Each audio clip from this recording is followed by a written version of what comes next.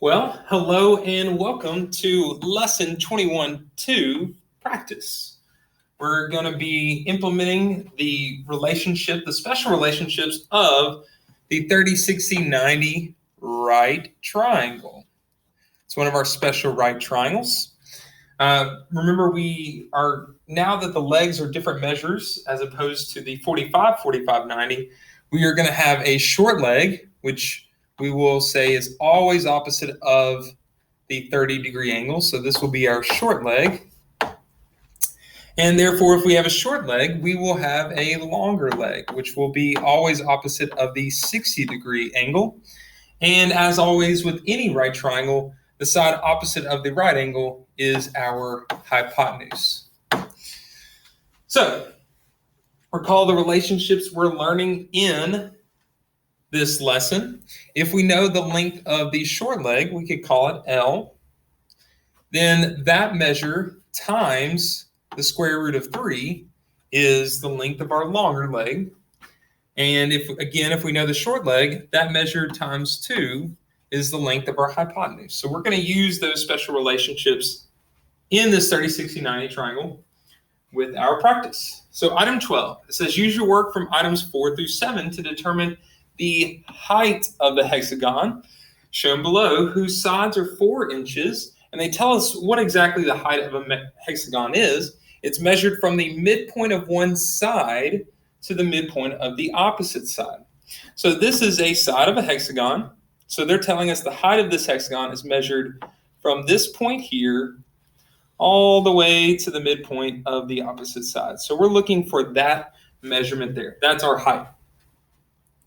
Well, if you notice that half of this distance is the longer leg of our 30, 60, 90 triangle. So that's how we're going to be implementing the information we learned in this lesson. So we're really going to start by focusing on this triangle here.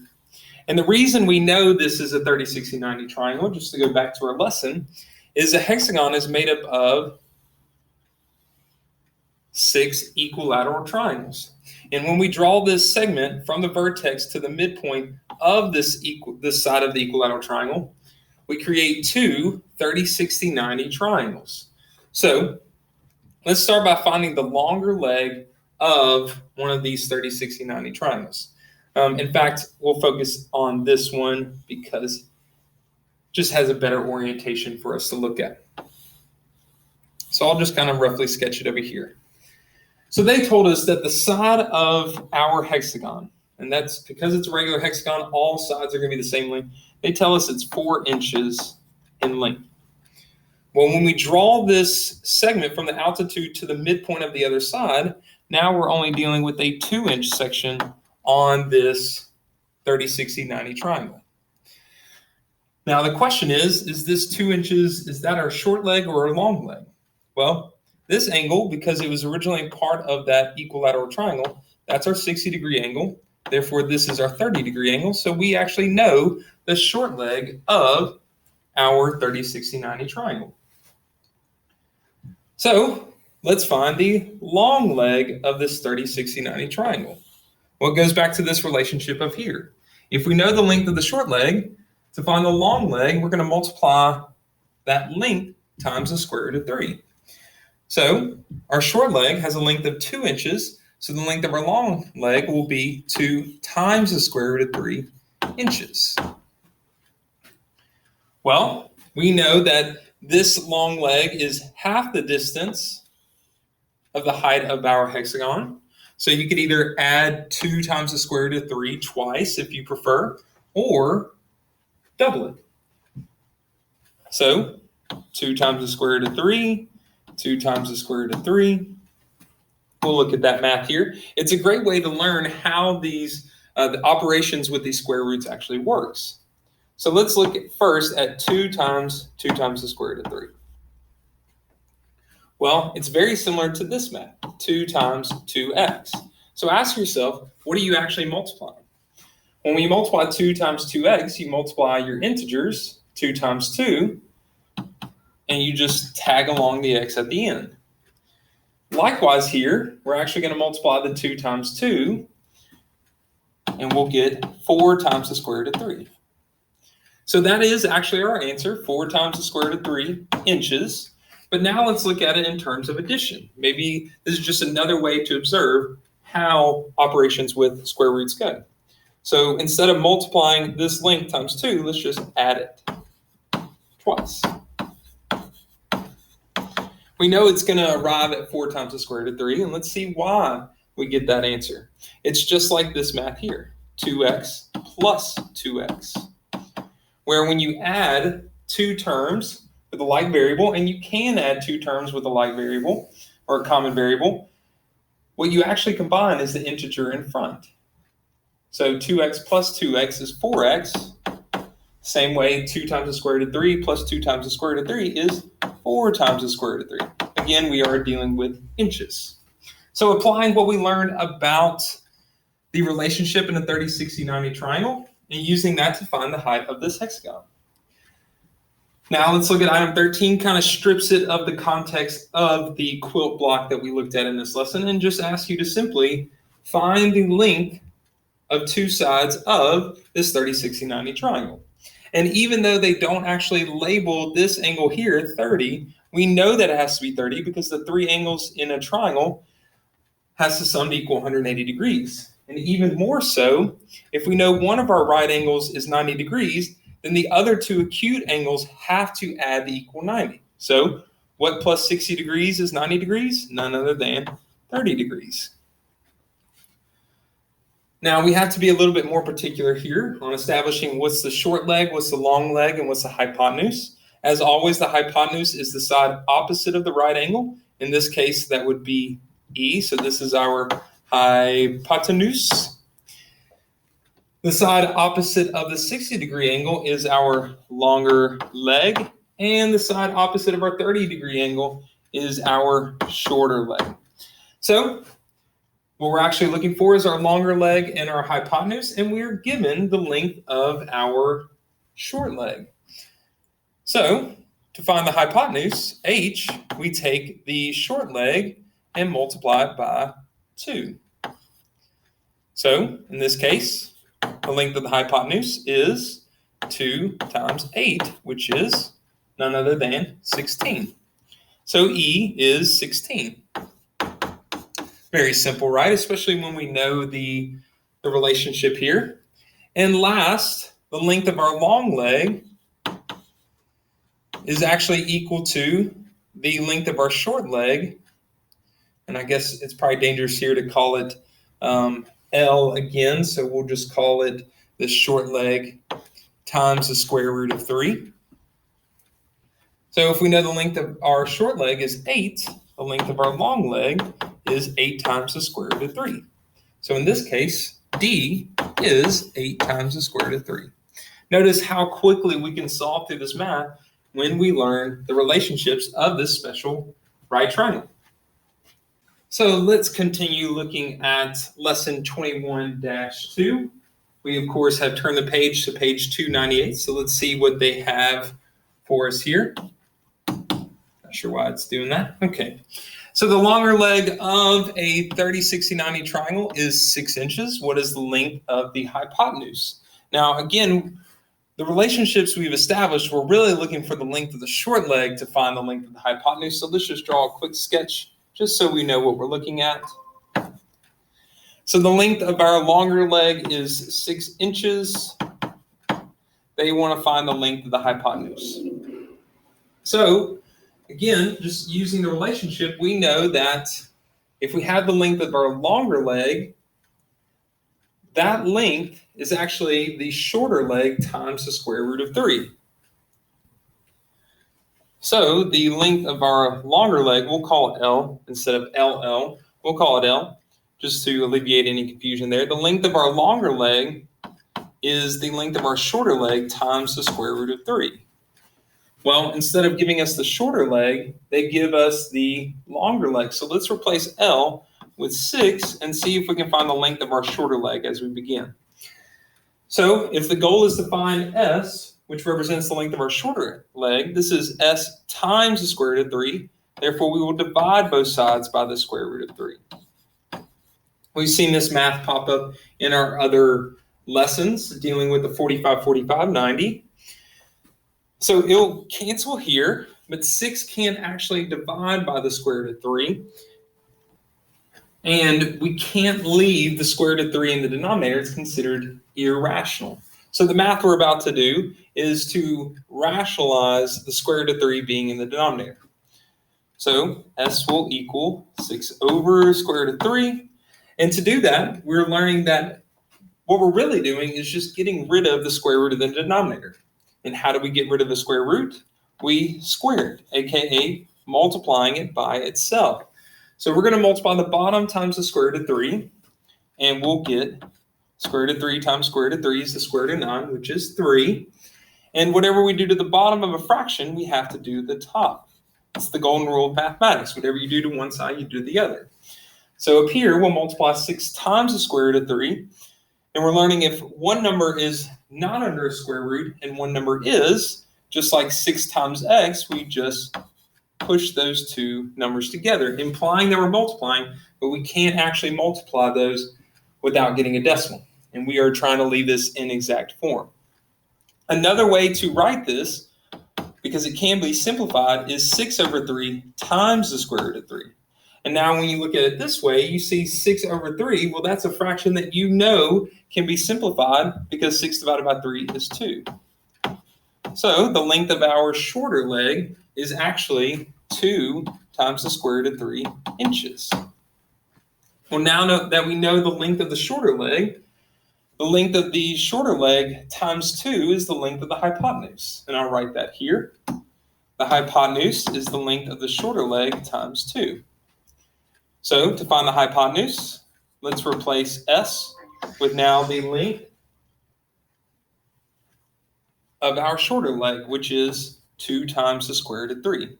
So bring down the 2 from the relationship here, and then we're going to multiply 2 times the square root of 3. Hopefully we're getting the hang of this math here. So what we're actually going to multiply are the two numbers that aren't under the square root. And so we'll multiply 2 times 2.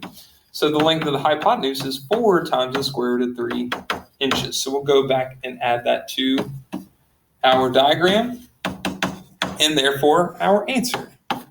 So the process here, because there's really not a noticeable relationship between the long leg and the hypotenuse, is we actually found the short leg first by dividing by the square root of 3, and then doubled the length of the short leg to find the hypotenuse. Okay, so now let's take a look at item 15. It says the length of an altitude of an equilateral triangle. Just trying to reiterate here, that's actually how we discovered the pattern of the 30, 60, 90. So just putting it back in that context. So the length of the altitude of an equilateral triangle is 2 times the square root of 3 inches. And hopefully some of us are getting kind of used to seeing that type of number, although it's probably still new to quite a few of us. It says find the length of a side of the triangle, of the equilateral triangle. Hopefully we know we're referring to that. So let's actually kind of draw that information here at the bottom. So this is item 15. So we have an equilateral triangle, and our task is to find one of those sides of that equilateral triangle. And they tell us that an altitude is drawn. Really doesn't matter which altitude, because it's an equilateral triangle. These three sides are going to be congruent. So the altitude is going to do the same thing. If you draw it from this vertex to the midpoint of the other side, it's going to result in the same. And then they tell us that that altitude is 2 times the square root of 3 inches. So in this context, we know what we originally started was with a equilateral triangle. Therefore, this angle here is 60 degrees. When we drew the altitude, it created this 90-degree angle. That's the definition of an altitude, a segment from a vertex perpendicular to the other side. And then it created what was a 60-degree angle from the equilateral triangle. It created a 30-degree angle. So we are dealing with a 30, 60, 90 triangle. And let's figure out what side we're actually trying to find in terms of this 30, 60, 90 triangle. Well, it's the length of one of the sides of the original equilateral triangle. So in this context, we're trying to find the hypotenuse of this 30, 60, 90 triangle. And it really doesn't matter which hypotenuse you find. because the three sides of an equilateral triangle are congruent. Or another way to look at this is if we find the length of our short leg right here, we can actually double that length to find the length of one of our sides. And really, that's what we're doing with the hypotenuse, is once you know the length of your short leg, you double it to find the hypotenuse. So it's funny how that math even worked itself out here in this context. So let's find the short leg. So the long leg is equal to the length of the short leg times the square root of 3. So they tell us the length of the long leg is 2 times the square root of 3. So our goal is to find the length of the short leg. So what we're really asking is, what times the square root of 3 is 2 times the square root of 3? Now, the math involved in that is we divide both sides by the square root of 3. And interestingly enough, the way it cancels out over here, it cancels out over here as well. And so we actually arrive at the conclusion that S is 2, or the length of the short leg is 2. Well, if we know the length of the short leg is 2, then we could say that this is now 2 inches. And this is now 2 inches, or in other words, the length of the short leg doubled is the length of our hypotenuse, which would be 4. So there's 2 ways to actually approach that one, but regardless of how you approached it, we found that the length of one of the sides of the equilateral triangle was 4 inches. Now pressing on to item 16, still hanging out with that equilateral triangle, and they tell us one side of the equilateral triangle is 8 centimeters, find the length of the altitude. Notice it's the exact opposite of what we did in item 15, still utilizing a lot of the same properties. So let's see if I can actually find some room down here. Excuse me, this is 16, sorry about that. So they now tell us that the length of one of our sides of the equilateral triangle is 8, let me see what it is, 8 centimeters. We are dealing with centimeters. And we are asked to find the length of the altitude, which in the context of the 30, 60, 90, the altitude is our longer leg. So we're looking for the length of our longer leg. And so since there's not really a clear relationship between the hypotenuse and the longer leg, let's find the length of the shorter leg. Now, this one's going to be a little bit easier because the hypotenuse is twice the length of the shorter leg. So if we know the hypotenuse is 8, what measurement doubled, or times 2, is 8. That math, of course, is dividing both sides by 2, and we find the length of our shorter leg is 4 centimeters. Easy enough. Well, once we know the length of our short leg, the long leg is equal to the length of the short leg times the square root of 3. So our long leg is equal to, simply, now that we know that the length of our short leg is 4, it's equal to 4 times the square root of 3. So the length of our altitude in this equilateral triangle is 4 times the square root of 3 centimeters.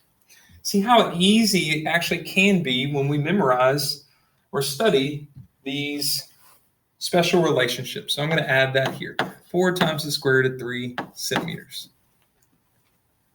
Just a few left, so let's look at item 17. Now the perimeter of an equilateral triangle is 36 inches. Find the length of an altitude. So just taking it just one step further, still trying to find the length of an altitude. But instead of telling us the length of one side of the equilateral triangle, we have to be comfortable with knowing what the perimeter is.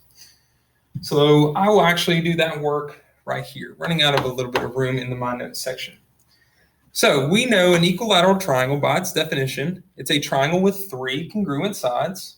So if the total distance around these 3 sides is 36 inches, we should be able to divide that measurement, that total distance, by 3, so that all 3 sides are the same length. Well, 36 divided by 3 is none other than 12 inches. So now we know, just one extra step in the process, that the length of our sides of our equilateral triangle is 12 inches in length. Well, we uncovered something in a previous problem, that this altitude actually not only does it divide this angle up here, but it actually is drawn to the midpoint of the opposite side. So in this context, we're dealing with a 30, 60, 90 triangle. If we know the length of this one side is 12 inches, we now know that the length of half of it is 3 inches. So I'm actually going to erase this 12-inch right here so we don't get that. And it's not 3 inches, working way too fast. It's actually 6 inches, right? 6 inches and 6 inches here. So with just some basic terminology or understanding of what the altitude did, we know that the length of our shorter leg is now 6 inches. And the length of our longer leg, of course, is the shorter leg times the square root of 3. So to find the altitude, which in this case is our longer leg because it's opposite of the 60-degree angle, we will replace S, the short leg, with 6 and find the length of our altitude is 6 times the square root of 3 inches. So let's add that answer here. So let's press on to item 18. We are tasked with finding the perimeter of the trapezoid. So the total distance around this trapezoid. And so there's some special markings on this trapezoid that actually tells us it's called an isosceles trapezoid. Just like a triangle is referred to as an isosceles triangle when two sides are congruent, trapezoid works the same way. And we notice that this side is marked congruent to this one, so this is actually referred to as an isosceles trapezoid. So the length of this side is 6 centimeters, the length of this side is 6 centimeters as well. And they also tell us that the length of this side here is 18 centimeters. And then one of our base angles in a trapezoid, the two angles here are actually referred to as base angles. These two angles will both be 60 degrees. They implied strongly that this is 60 degrees. This one will also be 60 degrees. So in order to find perimeter, we have to find the length of our base. Now, if you haven't figured out the last few problems, all we're really doing is putting a 30, 60, 90 degree triangle in some other context. The one we've really been focusing on is the equilateral triangle.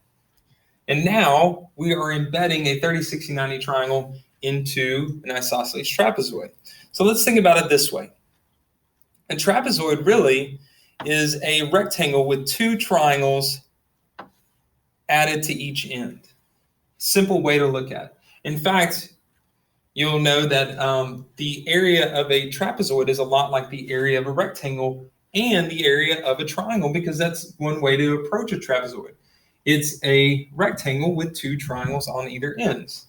And so now what I just did was actually drew this line, these two lines separating this trapezoid into a rectangle, and not just any triangle, but a 30, 60, 90 triangle. The reason being is I actually drew this line such that this is a 90 degree angle. Therefore, this angle has to be 30 degrees.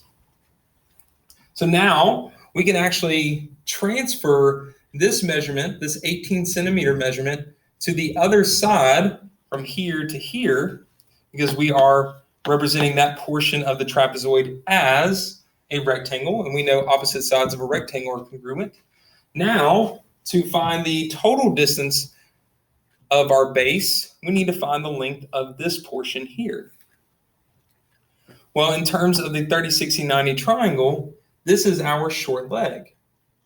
And the measurement that we were originally given, 6 centimeters, is the hypotenuse of this 30, 60, 90 triangle. So if we know the length of the hypotenuse in the 30, 60, 90, the length of the short leg is half. The hypotenuse is 2 times the length of the short leg. So if our hypotenuse is 6 centimeters, then half of that will be 3 centimeters. So the length of this portion from this altitude really is what I drew. This portion is 3 centimeters. Therefore, that same math can be applied over here, and this portion is 3 centimeters. So the total distance of our base from end to end is 3 plus 3 plus 18, which is, sorry, changing my colors here, should be 24 centimeters. Again, that's not the final step, but one of the steps in finding the perimeter of our trapezoid was we had to find the length of our base. So the perimeter of our trapezoid, try to draw a line here, maybe put a little trapezoid symbol so you know that we're working on item 18. The perimeter of our trapezoid is this 24 centimeter base plus the two 6 centimeter sides. So we'll go and combine that and say 12. And then the length of our other side, which is 18. 12 plus 18, that's easy enough. We should get 30. Therefore, 24 plus 30 is 54 centimeters.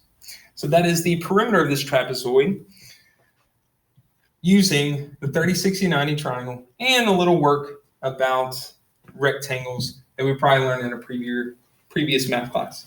Our last problem here is now finding the perimeter of our triangle PQR. So again, we're embedding this 30, 60, 90 triangle into a different context.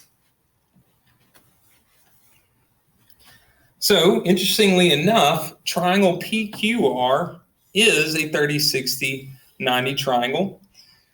We see here that angle Q is 30 degrees, angle R is 60 degrees, and of course angle P is 90 degrees. Then they drew an altitude from vertex P to side RQ, and in fact created two more 30, 60, 90 triangles. Where if this angle is 30 degrees, this angle right here has to be 60 degrees, and these two angles combined have to total to equal 90. So this is our 30-degree angle, and of course we know this is our right angle there. So we are tasked with finding the total distance around PQR, and we actually have in view three 30, 60, 90 triangles. So let's look at the measurements we do know. At the start, we have this measurement here, which is the length of our altitude, and 10 times the square root of 3 is actually the short leg of this triangle P, and we'll actually label this, we'll say this is M. 10 times the square root of 3 is actually the short leg of triangle PMQ. The reason I know that, it's opposite of the 30-degree angle. Well, if we know the short leg of a 30, 60, 90 triangle, we can actually find the hypotenuse, which would be PQ in this medium-sized triangle.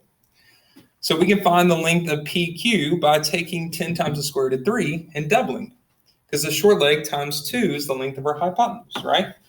The hypotenuse is the length of our short leg times 2. So we'll say PQ is 2 times the length of PM, which is 10 times the square root of 3. Now we're starting to hopefully get comfortable with this math, and we're seeing it over and over again, that what we're actually multiplying here is the 2, which is not under a square root, and the 10, which is also not under a square root. So when we multiply 2 times 10, we get the length of PQ to be 20 times the square root of 3. Now they don't give us any units of measure here, so we'll just call it units, if you will. So now we know one side, PQ, is 20 times the square root of 3. Now, as we press on, there's multiple ways to do this, because we actually have another 30, 60, 90 triangle here. We'd actually find the length of this side, PR, viewing it from a 30, 60, 90 triangle, and viewing PR as the hypotenuse of this smaller triangle, PRM. But the way I'm going to approach it is, now that I know this side, PQ, in terms of triangle PQR, PQ is the longer leg of triangle PQR.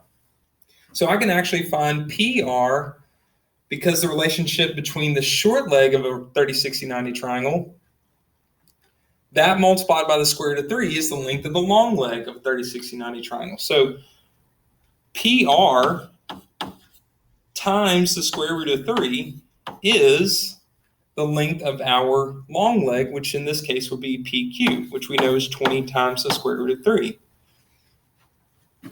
Let me fix that a little bit. So we can actually, actually show the math here if you'd like to, but we're really asking what times square root of 3 is 20 times the square root of 3. But to show that math, we can divide both sides by the square root of 3. And we see what happens here. Square root of 3's cancel because they divide by each other and become 1. And likewise on this left side as well. So we find that PR is 20.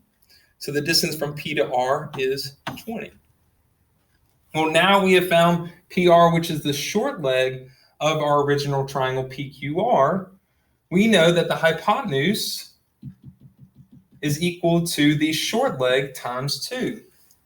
So RQ, which is the hypotenuse of triangle PQR, is equal to the short leg times 2, which we just learned the length of our short leg, PR, is 20. So the length of RQ is none other than 40. So we now know the distance from RQ, which is 40, the distance from PQ, which is 20 times the square root of 3, and the distance from R to P, which is 20. So to find the perimeter, we're going to add PR plus RQ plus PQ.